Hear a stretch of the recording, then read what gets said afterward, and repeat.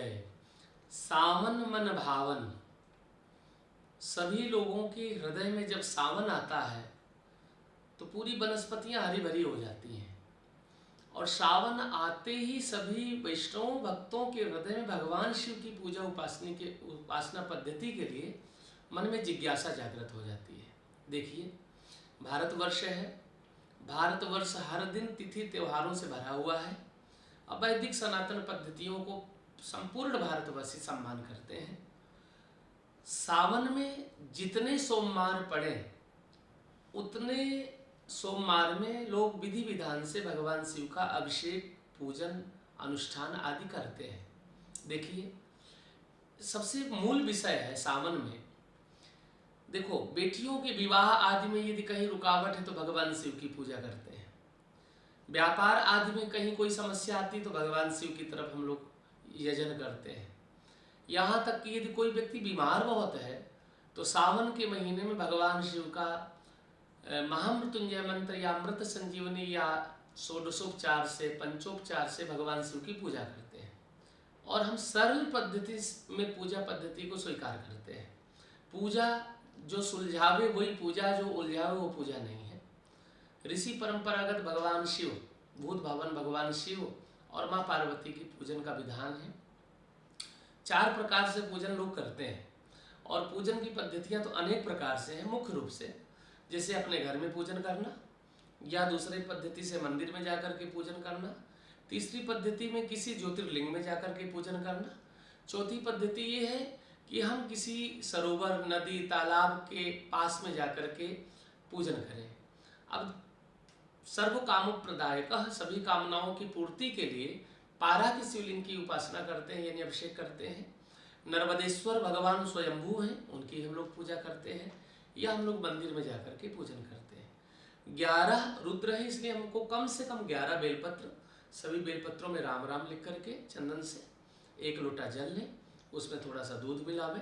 ध्यान रहे, जिस लोटे में दूध मिलाना फिर वो लोटा तांबे का नहीं होना चाहिए, स्टील का हो या और दूसरी किसी धातु का।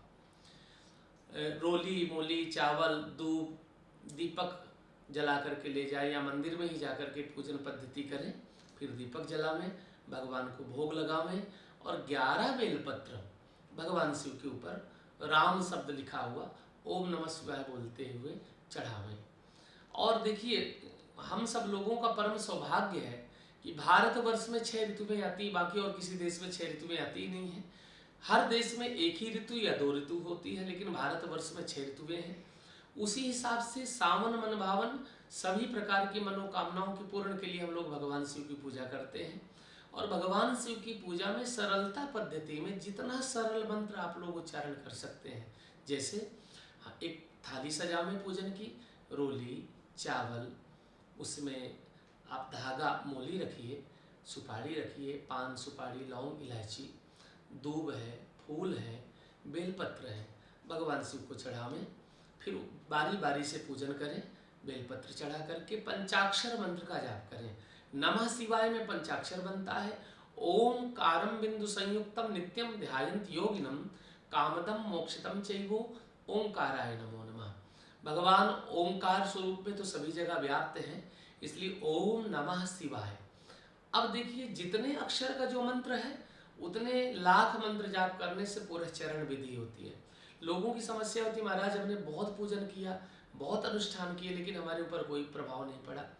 उसका कारण है कि हम विधि विधान से पूजन को कर नहीं पा रहे हैं। तो चलते फिरते, उठते बैठते पंचाक्षर मंत्र का जाप करें। जो तप करें कुमार तुम्हारी, तो भावई मेट सकै त्रिपुरारी।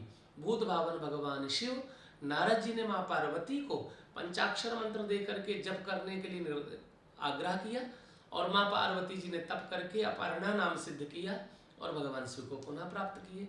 इसलिए हम सब लोग गृहस्थी हैं, किसी के घर में बेटे की समस्या, पुत्री की समस्या, कोई बीमार है, किसी के यहाँ व्यापार नहीं चल रहा है, किसी की शिक्षा को लेकर के समस्या कि बच्चे अच्छे से अध्ययन नहीं कर पा रहे हैं, किसी के यहाँ पर धन दे करके धन रुक जाता है तो धन वापस नहीं आता है, ये समस्या है। किसी के जीवन में हम महीने 2 महीने व्यापार नया बहुत अच्छा चलता है फिर ठहर जाता है। तो इन सभी समस्याओं के निवारण के लिए एक उपाय, भगवान शिव की पूजा करें, ब्राह्मण आचार्यों के माध्यम से भगवान शिव का रुद्राभिषेक करावें, नमक चमक से करावें या सडंग रुद्राभिषेक कराएं, वो आपकी अपनी सामर्थ्य अनुसार है। और स्वयं घर में जाप करें, अनुष्ठान करें और नियम पूर्वक जब अनुष्ठान करके भगवान बुद्ध भगवान के श्री चरणों में मन और मस्तिष्क और बुद्धि समर्पित करें और गुरुदेव भगवान के दिशा निर्देशन में पूजन की पद्धति रखें तो निश्चित रूप से मनोकामनाएं पूर्ण होती हैं। बाकी तो मन जहाँ विश्राम कर जाए वही पूजा है। इसलिए पुनः आप सभी को भगवान शिव के सावन के आगमन की और सावन के पूजन की पद्धति को बताते हुए आप सबको नमः पार्वती पते हर हर महादेव, सावन मन भावन। बोलिए शंकर भगवान की जय।